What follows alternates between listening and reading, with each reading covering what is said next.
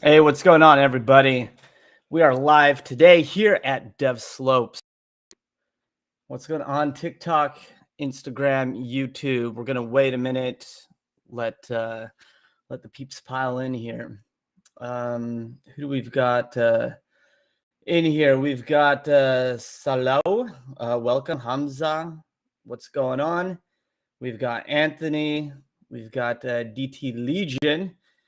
Kevin, Leeson, Jarmo, Hussein, and Pravrawat. I like it. We've got Junior Manica. What's going on, everybody?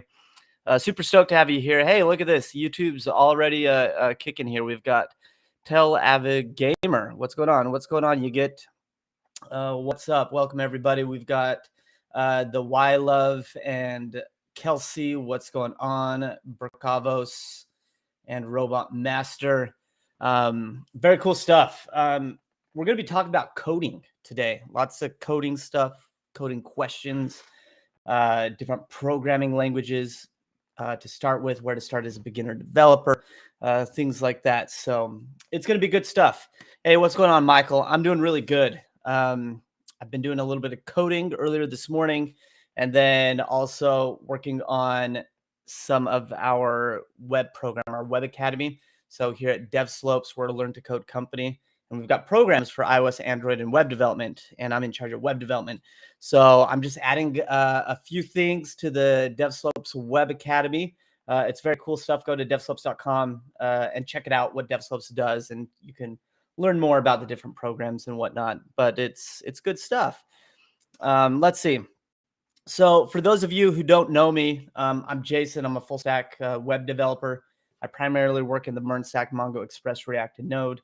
And because, again, DevSlopes is a learn to code company, I've got the pleasure of working with students every single day, helping them learn web development. And then on top of that, not only do I help them learn the skills to be a successful web developer, but then I work with them to get a job or to land freelance work. So it's very important, right, to reap the benefits of all your hard work that you put in. So that's what I do. That's what we do here at DevSlopes. Chandravan is asking, what's today's agenda? That reminded me of the Pinky and the Brain, right? You're like, what's today's agenda? And Pinky asked that to Brain. He's like, same thing we do every day. Pinky, try to take over the world. It's the same thing we do almost every day, Chandraban, and that's talk about where to start as a beginner developer. Yeah. Does anybody remember the cartoon Pinky and the Brain? Does that mean that I'm old-ish?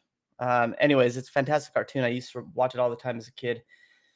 But yeah, we're going to talk about where to start as a beginner web developer because, I get asked this question a lot because I teach web development. So if you have questions about that, different technologies, where to start as a beginner developer, how to get your first developer job as a brand new developer, things like that, or other technical questions, go ahead and drop those in the comments below. I'm going to start out with some questions from YouTube, then TikTok. We're going to move over here. And then Instagram, I'm going to get to you. I'm going to try to cycle this a little bit faster so I can make sure I get to everybody's questions and whatnot. All right, let's see. YouTube. Is Kotlin an option for web dev? Kotlin's Android development, and Kotlin's really awesome. It's the preferred language for Android development. It's what the entire Android community is pushing. So you'll be able to build Android apps, native Android apps. So it's not web development. It's its own native app development. All right. How do I get a fully remote job as a junior front-end developer?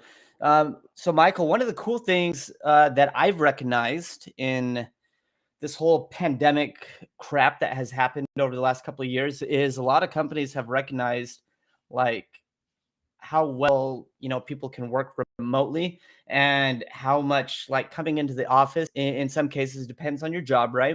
But coming into the office, people are just, companies are recognizing how much work can actually be done from home, which saves a company money and also makes life a little bit easier for you. And so you're asking, how do you get a fully remote job as a junior developer? Just apply. All right. Just apply for the jobs. A lot of them will list like whether they're working or looking for remote developers or not. And then also another thing to consider is even if a job requires you to come into the office in the beginning, there still is that option to work remotely. Okay, so for an example, before I came here to DevSlopes, I was a full stack engineer at Dell Computers doing software development, right? And so when I first was hired, they wanted me in the office. And so I was working in the office, go in, code. And they got used to, my work ethics and everything. They got used to, they could see that I had very strong, good communication skills. And then I asked them, I was like, hey, can I, start working remotely or maybe start coming into the office less, maybe only like 2 days a week. And so I kind of earned that privilege to work remotely because they saw my credibility. Like I had strong communication skills.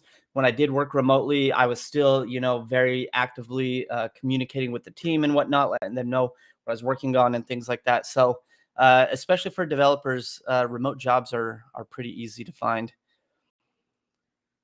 Um, let's see what's going on, Isala. What's going on, Jacob Smith? Oh, my stream is bad on YouTube. Is it skipping a lot?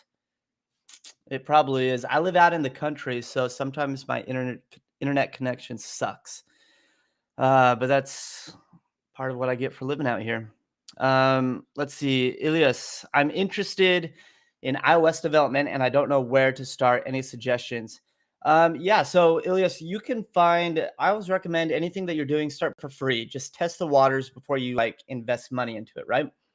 So you can start on YouTube. Okay, just look up some Swift beginner tutorials to get into iOS development. Swift is the programming language for iOS. And then there's some Udemy courses. But the thing is, with those avenues, like I'm a self-taught developer myself, okay, you'll get lost very, very quickly. And without like proper guidance and everything, you'll just kind of aimlessly, like you won't really know, like, how do I know when I've learned enough to get a job? When should I start applying? Is what I'm learning actually useful and relevant to today's, markets, what companies are looking for? And so start for free on like YouTube, maybe a short Udemy course to get introduced to it. If you want some mentorship, some coaching, that's what DevSlopes does. We'll work with you, mentor, coach you, and then personally code review your assignments to make sure that you're following best practices and whatnot. And then we'll even work with you to help you find a job. All right. So go to devslopes.com/apply if you're interested in mentorship, code reviews, and getting that accountability and guidance from somebody. That's devslopes.com/apply. And we've got these programs for iOS, Android, and web development. Okay. Let's see, Michael. I know React, Redux, GraphQL, Cypress, GitHub Actions, Fastify, MongoDB, but I can't get a job. How much do you need to know? Michael, that's plenty to know. So what it sounds like is your strategy of getting a job. Okay. And this is actually some of the things that we do here at DevSlopes, because it's one thing to just learn programming languages. It's an entirely different ball game. All right. When you're trying to apply for a job, there is very specific tactics in designing a developer's resume. Okay. A developer's resume is a technical resume. It's far different than a regular resume. All right. There are strategies to set up your LinkedIn profile to get the attention of recruiters and other companies. We teach you how to work with companies and recruiters, how to negotiate salaries, what to expect in technical interviews. For a developer, there can be anywhere from like 3 to 8 interviews for a development position, which is far different than most, interviews out there. All right. So it's there is a lot. And so what it sounds like, you have the skills. All right, Michael, to get a job. It's just your approach and whatever you're doing to get a job probably needs to be tweaked and fine-tuned a little bit. All right. Oh, Jacob saying the audio is perfect, but the picture is bad. My face is breaking the camera. Let's take some TikTok questions, then I'm going to cycle through Instagram, and then I'll get to YouTube again. All right, TikTok. Let's see what we have happening here. Let's see. Rob is you need Python help. I got an assignment due. I don't know Python development. I mean, I've dabbled in it, but I don't know it. I can't help you. But do you know who can help you? Google. Google is a fantastic resource for anything that you want to know. That's actually one of the key skills as a developer, is not necessarily to know the programming language, right? I mean, that is helpful. It is important. But more importantly, it's how to solve problems and to find answers. If you know those two things, you can learn any programming language, pick up any framework, and learn new languages on the fly. All right. Let's see. DT Legion just started learning on the Khan Academy. I've never heard of that. That's cool. What do they teach? Let's see. Is it Shadil Ladra? I can't pronounce it. I'm so sorry. How much math do I need to learn for web development? So it really depends on the position, but I would say 90% of development positions, okay, not just like web, but like development positions in general, require like basic math. I'm talking like basic algebra. All right. Unless you're like working for NASA or like Google or Facebook, like on some crazy crap, crazy ish, then sure, you might need to know some pretty intense math and algorithms. But I would say for 90% of the job positions out there, basic math. Let's see. More like, can I attract let's see, what is this? There it is. Nick, thoughts on Russell Wilson trade? I don't know what that is. What are jobs you can take after getting a degree in computer science? Stephen, so here's the thing about computer science, okay? I'm not going to dive too deep into this. I could talk about this all day. First, kudos for having a computer science degree. You can really apply for anything that you want. And this is also the same for a self-taught developer. Just because you have a computer science degree doesn't necessarily mean you have more or less opportunity than a self-taught developer. Just apply for jobs. Computer science will teach you a specific set of skills. Like usually they cover like Java and like C-Sharp and maybe something else. I'm not sure. I'm a self-taught developer. I didn't go to college, but I have family and, friends who got a computer science degree. All right. And most of them, they finished up their learning on YouTube. They went to college for a bachelor's, 4 years, paid loads of money, and then finished learning how to actually code on YouTube. But anyways, to answer your question specifically, you can apply for anything you want. The thing that's really going to help you, Stephen, is building a portfolio of projects. All right. So here's something. Companies who hire computer science graduates have an expectation and like an understanding that a computer science graduate, in most cases, I'm not saying this is you, okay? Most computer science graduates still have no idea how to code. All right. They were never taught the practical skills to put software to practical use to build useful things in computer science. Now, like I said, this might not be you. I'm just talking in general here. But anyways, let's move on to another question. AJ, I'm so confused where he is reading questions. Oh, AJ, I am reading questions from Instagram, TikTok, and YouTube. There's 3 streams going on right now. So my face is looking at different cameras. So it's JavaScript and then C-Sharp, right? No, Apple user. That makes 0 sense to do JavaScript and then C-Sharp.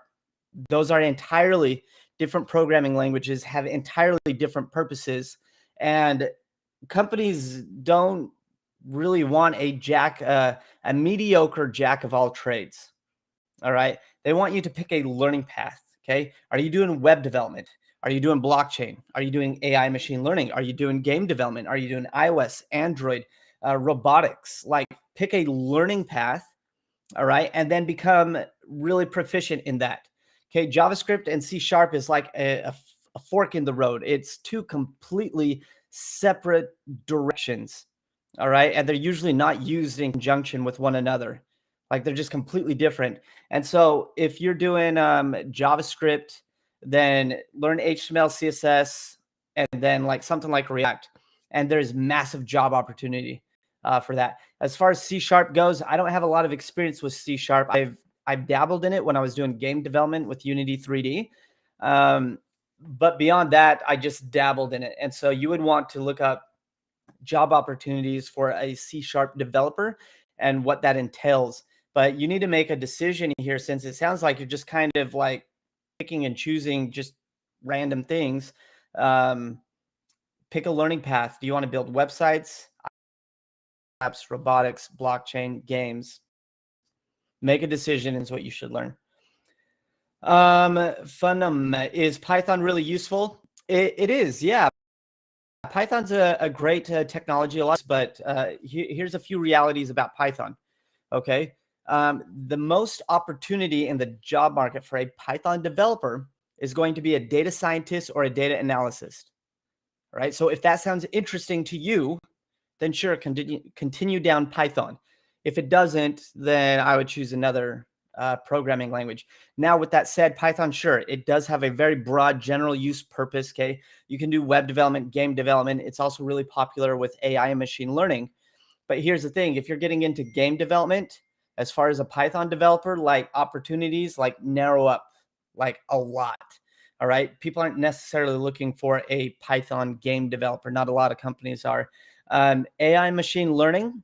Okay. Python is the most popular for that. The cool thing is there's some traction gained in the industry for machine learning and AI. So that's pretty cool. Another thing to note is Python. I mentioned earlier, the largest opportunity, data scientists and data analysis. You can't just know Python to get a Python developer job. Okay, there's other frameworks and Python frameworks and libraries that you need to know. And then there's a slew of other technologies that are commonly used in conjunction with Python. Okay, I don't know what those are off the top of my head, but if you get on like Indeed or LinkedIn and do a job search for Python developers, just look for some of the commonalities between different Python job listings, and you'll have a better understanding of what languages are commonly used with Python. All right. But if a data scientist or data analysis doesn't sound interesting, then stop learning Python. If your goal, I should say, is to get a job. All right. Let's see how many months I have practice when I can do this in jobs. So on average, I would say the average person takes anywhere from 6 to 12 months to become proficient enough to be able to get a job. All right. And it's a journey. And even after those 6 to 12 months, you're still going to be learning forever. Programming, learning to code never stops. I've been coding for about 7 years now, and I'm still learning new things about software development, different architectural patterns, and even just new tools about JavaScript and different ways of using it that I've never used before, like every other week. And I've been in this for like 7 years. I'm still learning new things about CSS, and I've been doing it for so long. So learning to code is an ongoing journey for sure. I'm going to take some Instagram questions, and then we'll cycle through to YouTube, TikTok, and Instagram again. Let's see. Let me scroll to the top of Instagram questions. Let's see what we've got. How much time do we have? We have about 10 minutes. All right. I'm just looking for questions on Instagram. Let's see. Chave, I'm from India and I'm just a beginner. Any recommendations? So Chave, the first thing that I would do as you start this journey of learning to code is first you need to pick a learning path. You want to do web development, web apps, iOS apps, Android apps, blockchain, games, AI, machine learning, robotics. Okay, pick a learning path, and that's going to determine your technology stack that you learn. All right, I always recommend start out for free. Okay, before you spend money on it, see if you actually like programming. Okay, you can search for some beginner YouTube tutorials, maybe pick up a cheap course on Udemy, just a small one to kind of get a taste and feel of programming. And then you can go two directions. You can either continue the self-taught path, or you can invest in your learning and try out different programs to learn to code. So DevSlopes has one. You can go to devslopes.com/apply. We've got programs for iOS, Android, and web development. All of them have mentorship and coaching. I'll personally work with you to learn how to code and then work with you to help you land freelance work and to get a job. So here at DevSlopes, we do it A to Z. We do everything. So and that costs money. But I mean, I've got students already doing freelance work who haven't even finished the academy, making thousands of dollars. Other students who have landed jobs already, and it's really cool stuff. I'm a self-taught developer myself, and so I went down the self-taught road, and it sucks. It was really hard. I questioned if I made the right decision. I wanted to quit, but I'm so grateful that I stuck with it. It's changed my life and the life for my family, the way that I can provide for them. So I have to say about that. Ferdy Mo, I am starting Flutter, learning any advice? How is Flutter as a language for beginners? So Freddie, Flutter is awesome. It's a great language for beginners as well. So it's cross-platform mobile app development. So if that's what you want to do, you should learn it. Be mindful that Flutter is great for freelancing, and that's about it, or to build hobby apps. All right. Flutter has, if you're looking to get a job, then you need to learn native app development if that's what you want to do, is like mobile apps. All right. The industry just has not adopted Flutter. All right. It just, you might find it in a small startup here or there. All right. But it just, companies aren't looking for Flutter developers. It just isn't adopted yet. Same with React Native. Great, amazing technology. Okay. Great for cross-platform mobile apps. It's kind of gaining some traction, but still the opportunity is super limited in the job market. So again, if you want a job as an app developer, learn native, iOS development or native Android development. All right. What other questions? TikTok drops your questions in the comments. Same with YouTube. Do that. I'll get to your questions here in a moment. Please, what's the easiest way to learn JavaScript? Abseni, there is no easiest way to learn JavaScript. Learning to code is hard, takes time, and it takes consistency, but it comes easier over time. I mean, I guess the best guidance that I can give you is start out with the basics. All right, do some tutorials, beginner JavaScript things so you know and understand the fundamentals. Okay, and then to drill that stuff in to really truly understand JavaScript, you got to do JavaScript exercises and coding challenges. Okay, and then start building projects with JavaScript to learn how it's used in practical, real world, scenarios and projects.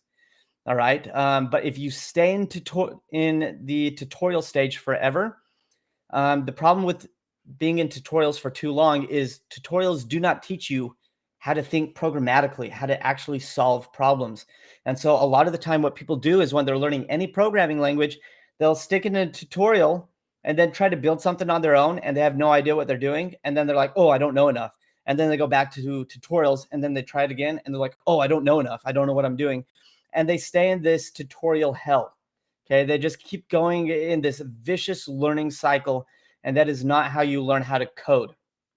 The way you learn how to code is watch tutorials, get fundamental concepts down, and then try to build stuff and Google the flipping heck out of things. All right. That's what developers do. That's a key skill of a developer, is how to solve problems and how to find answers. All right. So taking everything you've learned in those tutorials, doing exercises and coding challenges and building projects and Googling the heck out of things to try to figure things out. That's when the dots are going to connect, and you'll start to understand JavaScript. All right. Or any programming language. Apply that to any programming language. All right. And that's something that I experienced as a self-taught developer, is I didn't have guidance and I didn't know what to expect. And so I was just learning to learn because I didn't feel like I knew anything, because every time I tried to build something, I just stared like a deer in the headlights at my screen, at my computer screen. And I was like, I have no flipping idea what I'm doing. And then I'd go back to tutorials. And I didn't know this because I didn't have any guidance. I didn't know any developers. I didn't have a coach or a mentor to just give me some direction and help me understand how to learn. And that's what we do here at DevSlopes. That's what I do. Like, I've been through the trenches. I know what it's like. And so now, I've got the joy and the pleasure of helping other students learn how to code, and put them on a very clear, guided learning path so they can learn practical skills that are relevant in today's market to be successful in the industry. All right. I'm going to skip through these questions. I'm going to cycle to YouTube, take 2 questions from YouTube, 2 questions from TikTok, 2 questions from Instagram. So everybody, 1, 2, 3, go. Drop your comments below. All right. I'm going to skip over a lot of questions. I'm sorry, I don't have time to get to all of these, but let's see. What should I take? Let's see.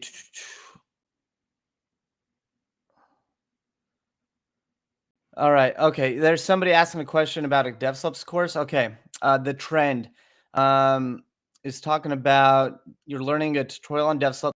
I'm almost done with the HTML. We'll soon finish CSS. You're going to start JavaScript. You only teach HTML and CSS on your course on DevSlopes. When I finish my HTML and CSS, what next, Jason? I want to learn JavaScript. I don't know what course you're talking about. The trend, is this one of the free courses like that you got from DevSlopes? I'm not sure which one that is, but I mean, your next steps is to dive into JavaScript. I would be happy to work with you personally and teach you how JavaScript and web development and React and help you get a job at devslopes.com/apply. And then one more question. Let's see, Anas, I get stuck a lot with coding. Sometimes I spend 5 hours trying to fix only one problem. Is that bad? I am a beginner Android developer. Anas, that is 100% normal, okay?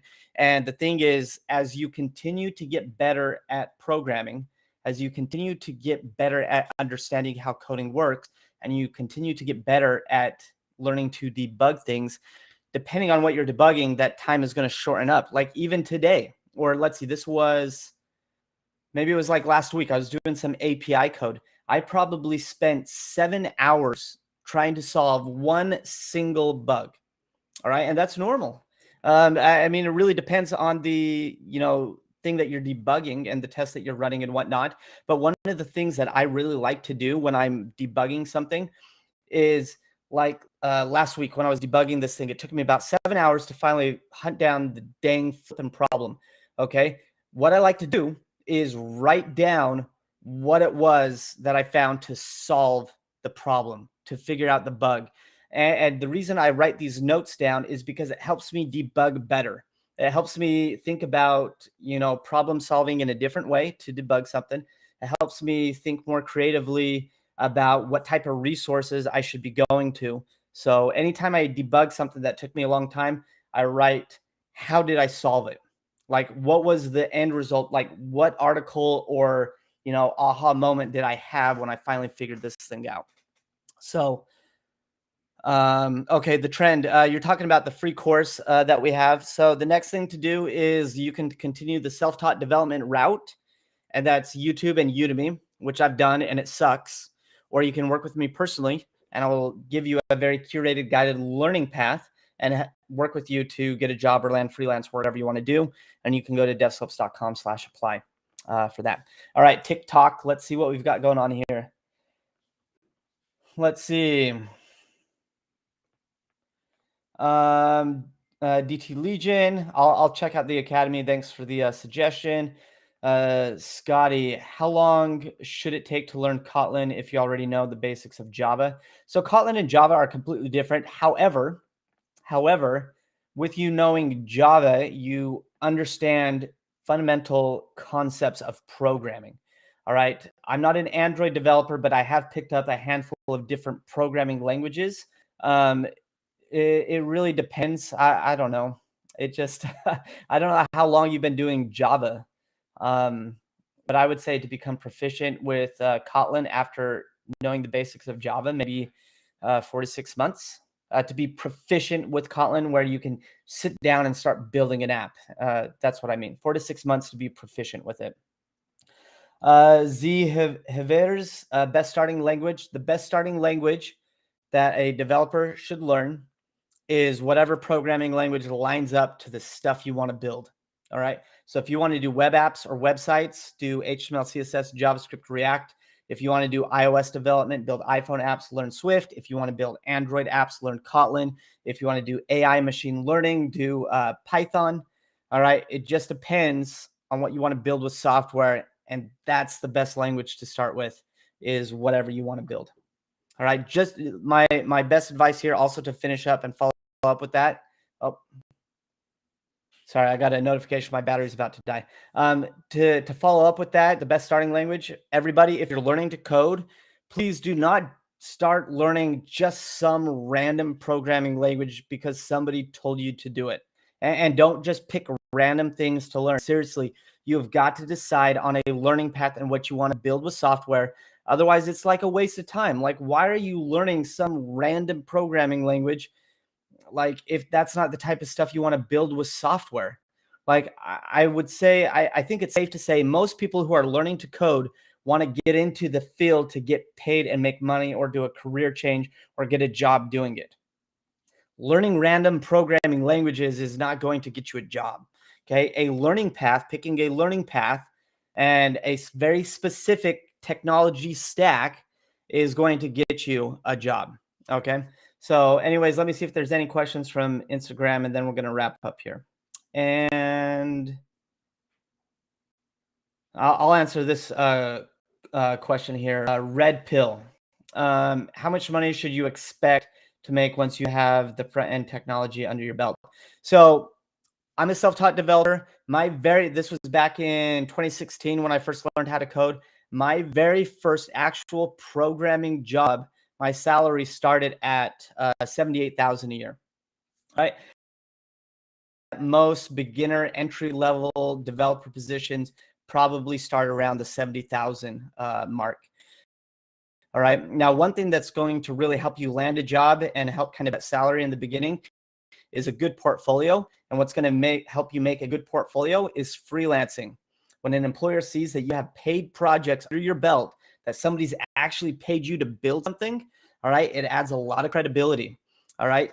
Just last little short story. My brother is a computer science graduate. Okay. He went to college for 4 years for his bachelor's in computer science. I'm a self-taught developer. All right. It took me about 10, 11 months to land my very first job after learning to code. All right. My brother, with a computer science degree, with no portfolio, anything, took him about 6 months to get a job after he first got his degree. My salary started out $20,000 more than he did. And I was a self-taught developer. I had a few freelance projects under my belt. And so it gave me better credibility than somebody with a computer science degree and no experience. Okay. Anyways, that's it, everybody. Thank you so much for joining today's stream. If you want a really fun, cool JavaScript challenge, DevSlopes has these 30-day JavaScript coding challenges. So whether you're a beginner or have some JavaScript experience and want to level up your skills, go to 30daycodechallenge.com and enroll in the next challenge here. And then if you would like to work with me personally, learn how to code, I would be honored and stoked to work with you and help you land a job or freelance work, whatever you want to do. Go to devslopes.com/apply. Fill out the application, get set up with your call, ask questions about DevSlopes, see if it's a good fit for you. Until next time, everybody stay safe, stay positive, and keep coding. Adios.